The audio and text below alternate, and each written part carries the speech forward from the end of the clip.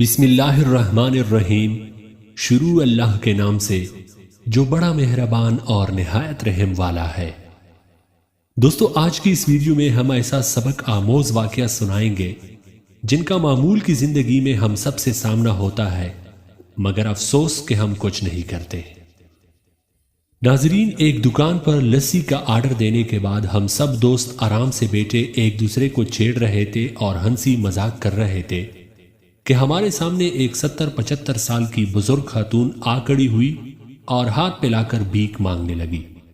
اس کی کمر توڑی جھکی ہوئی تھی، بھوک چہرے کی جریوں میں تیر رہی تھی، آنکھیں اندر ہی اندر دنسی ہوئی تھی لیکن جاندار تھی۔ اسے دیکھ کر پتہ نہیں میرے ذہن میں کیا آیا کہ میں نے جیب میں سکے نکالنے کے لیے جو ہاتھ ڈالا تھا اسے واپس کھینچتے ہوئے پوچھا کہ دادی جی، کیا آپ لسی پیئیں گے؟ اس بات سے دادی تو کم حیران ہوئی لیکن میرے دوست زیادہ، کیونکہ اگر میں انہیں پیسے دے دیتا تو صرف 5 یا 10 روپے دیتا، لیکن لسی کے تو 120 روپے کی قیمت تھی۔ اس لیے میرے لسی پی کر غریب ہونے اور اس بوڑھی دادی کے دھوکے سے امیر ہونے کے امکانات بہت بڑھ گئے تھے۔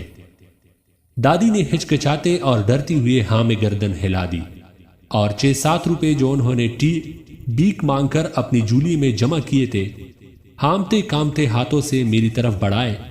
مجھے کچھ سمجھ میں نہیں آیا تو میں نے اس سے پوچھا کہ یہ کس لیے؟ وہ بولی کہ بیٹا، میری لسی کے دام ہے، یہ پیسے ملا کر چکا دینا۔ میں پہلی ہی انہیں دیکھ کر جذباتی ہو گیا تھا، جو کچھ ادھورا رہ گیا اس کی کمی اس چیز نے بھی مکمل کر دی۔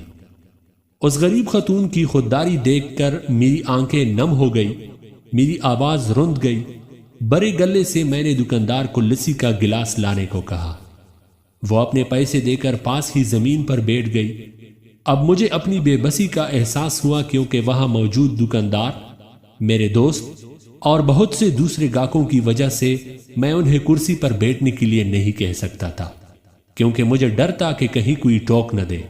ایسا نہ ہو کہ کسی غریب بیکارن عورت کو اپنے پاس بٹھانے پر لوگوں کو یا دکاندار کو اعتراض ہو۔ لیکن جس کرسی پر میں بیٹھا تھا وہ مجھے کاٹ رہی تھی۔ جیسے ہی کلڑوں میں بری ہوئی لسی ہم سب دوستوں اور بوڑھی دادی کے ہاتھ میں آئی، میں اپنی کرسی سے اٹھ نیچے اس بوڑھی دادی کے پاس زمین پر بیٹھ گیا، اور یہ میرا اٹل فیصلہ تھا، کیونکہ میں ایسا کرنے کے لیے آزاد تھا۔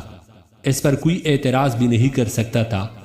لیکن ہاں، آس پاس بیٹھے کچھ لوگ اور میرے کچھ دوست ایک لمحے کے لیے مجھے گھورتے رہے اور عجیب عجیب نظروں سے مجھے دیکھتے رہے، لیکن اس سے پہلے کہ وہ کچھ کہتے، دکان کے مالک نے آگے بڑھ کر دادی کو اٹھا کر کرسی پر بٹھایا اور ہاتھ جوڑ کر میری طرف مسکراتی ہوئے کہا کہ بیٹی جناب، میری دکان پر بہت سے گاہک آتے ہیں لیکن انسان کبھی کبھار ہی آتے ہیں۔